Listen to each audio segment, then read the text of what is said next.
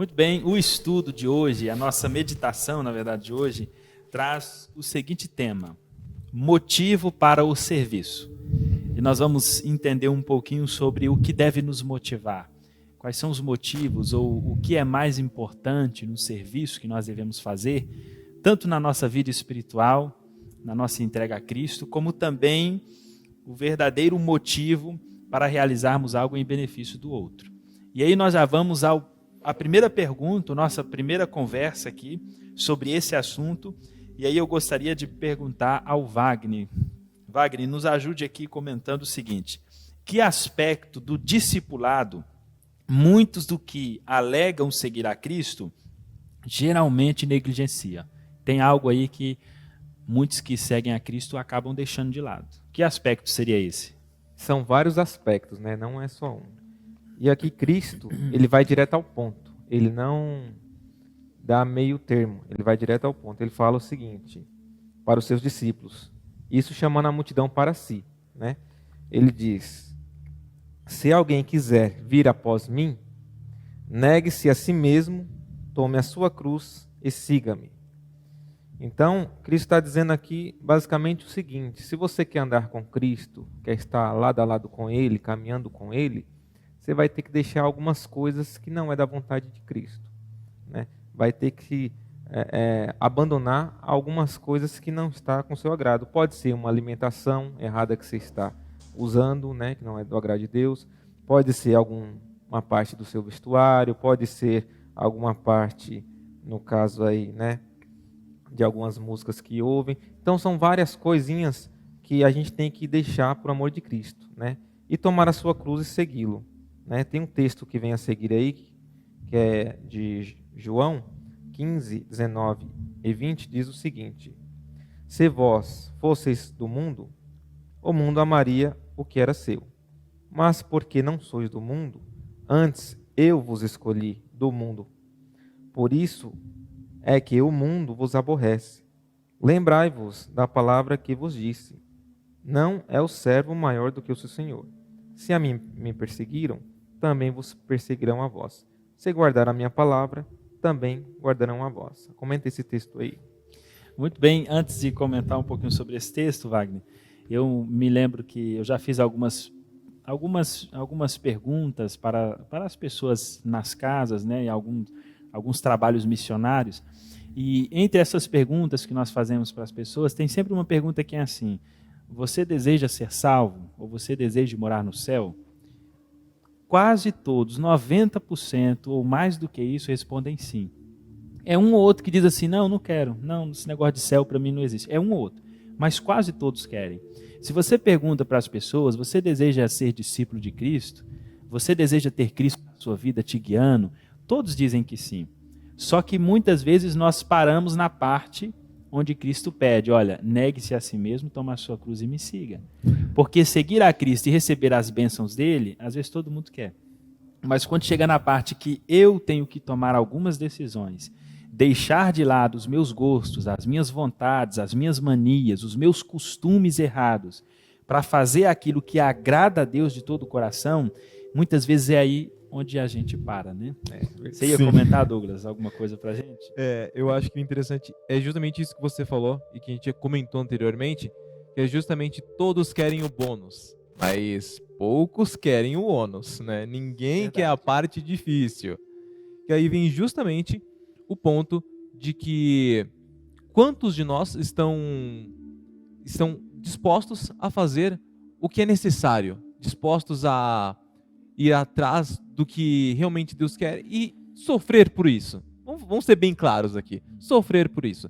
Cristo sofreu. Cristo passou por uma série de provações, Cristo passou por uma série de coisas, e quando ele fala, segue-me, é para você fazer a mesma coisa. Ou seja, você vai passar pela mesma provação. Com certeza. E esta pergunta, em resumo, ela traz justamente isso. Negar a si, tomar a sua cruz. A gente precisa entender que seguir a Cristo envolve renúncia, sacrifícios e decisões a serem tomadas. E, ao mesmo tempo, o texto que o Wagner leu falava sobre o mundo. Então, eu preciso entender o seguinte, que quem segue a Cristo vai na contramão do mundo. O mundo apresenta esses prazeres o cristão deve encontrar o prazer em servir a Cristo.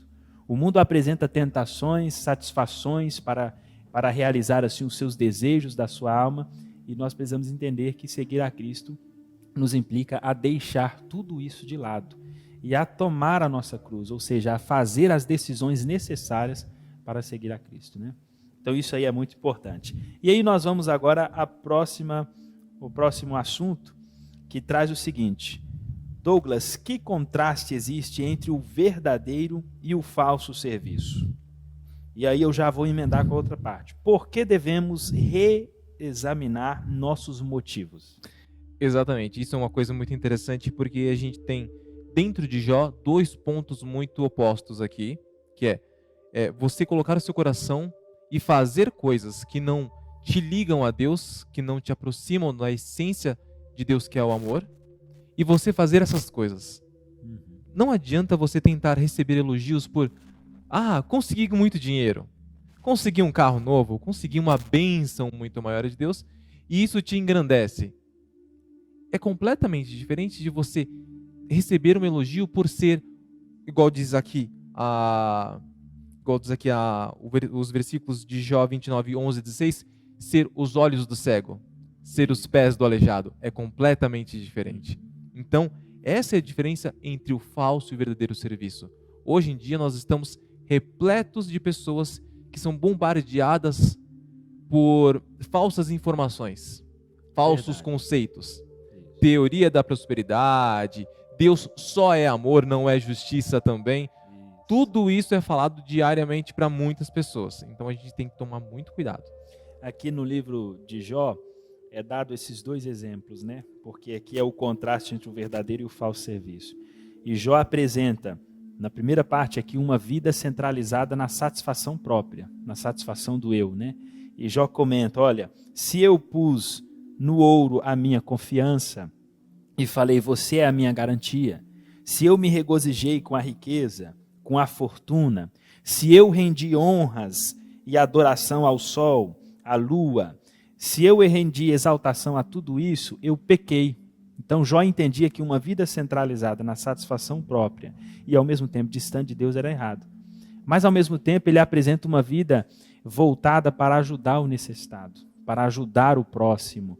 E aí é onde ele apresenta isso também que o Douglas falou, que ele socorria os pobres, os órfãos, as viúvas, era os olhos do aleijado, era o pai do necessitado, ele se interessava pela defesa dos desconhecidos, daqueles que eram mais fracos. Então Jó entendia que uma vida voltada para aliviar o sofrimento do outro era algo que tinha muito mais valor do que aquela vida voltada só para a satisfação própria, para adquirir riquezas, bens, famas, e ao mesmo tempo esquecendo do necessitado. Interessante também pontuar aqui, esses dois temas, o que você faz com as bênçãos que Deus lhe dá. O que você faz com os bens que você tem. É para benefício próprio, é só para você usar para o seu próprio benefício, ou você vai beneficiar outras pessoas que estão em necessidades? Né? Que o que o Jó fazia é exatamente isso. Ele era um homem muito rico, mas ele não usava os seus bens para benefício próprio, ele ajudava o próximo, né? O faminto, aquele que estava em dificuldade, em apuros, né? Ele usava os seus bens para ajudar e satisfazer as necessidades do seu próximo, né? Muito bem. Então, queridos, nós podemos ver aqui através dessa meditação que nós tivemos aqui, que o motivo correto para o serviço deve ser sempre aquele motivo que nos aproxima mais próximo de Deus e do necessitado. Ajudar aqueles que estão à nossa volta e, ao mesmo tempo, precisamos negar mais as nossas vontades e fazer aquilo que agrada a Deus. E quando a gente faz isso de todo o nosso coração, nós vamos alcançar a verdadeira motivação para o serviço, né? Sim. O tema de hoje foi mais um daqueles temas onde você consegue refletir e aplicar na sua vida diária, né? Como todos os temas que virão também depois. Então, nós estamos mais uma vez nos despedindo aqui, isso, né, Eliseu? Com certeza. Estamos nos despedindo novamente. E amanhã nós vemos com o nosso próximo tema. Bom, até tchau para mais. vocês. Tchau.